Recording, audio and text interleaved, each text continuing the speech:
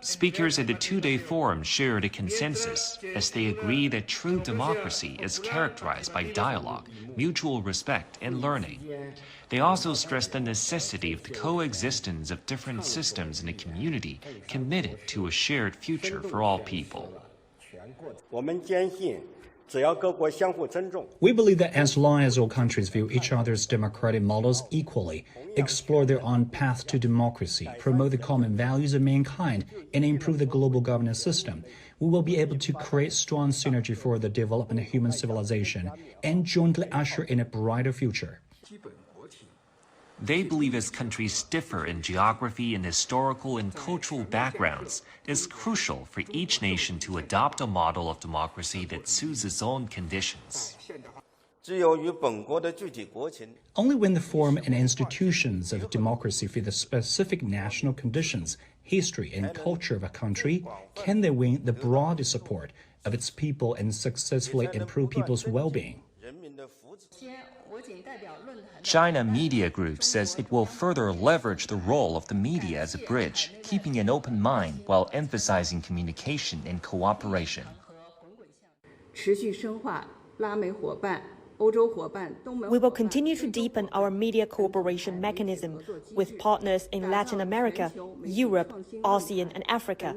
We will organize signature activities such as the CMG Forum, expand new channels, and open up new fronts to help eliminate the global trust deficit. The president of Zambia's Socialist Party delivered some harsh words about the U.S. ahead of the Summit for Democracy in Costa Rica next week. A country that has been built on brutal force, on enslavement of other human beings, on the humiliation of Africans, the exploitation of Africans, the plunder of Africa, today is coming to teach us about democracy. That's the arrogance, the imperialist arrogance, the racist arrogance that we are subjected to. Officials emphasized the importance of promoting truth and focusing on what's important for people's lives and livelihood without being influenced by the zero-sum game mindset or Cold War approach of certain countries. In the first summit, Pakistan was also invited, but we did not go. We rejected the invitation. Because the summit is not about democracy.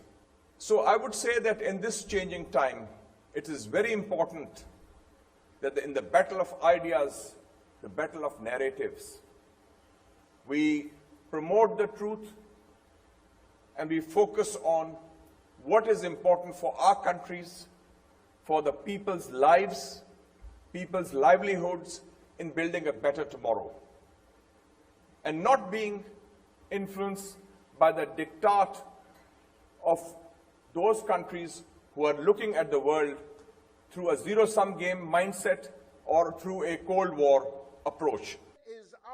Meanwhile, the leader of the Workers' Party of Britain, George Galloway, praised China's development and called for a better understanding of the country's process.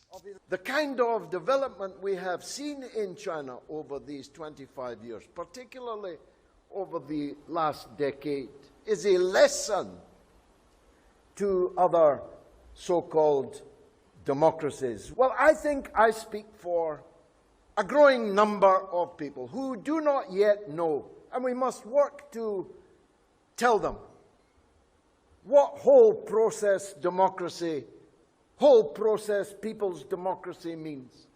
They don't yet know that, but they do know their own democracy isn't working. Galloway says that no system of governance is universal, a statement that was well received by the audience.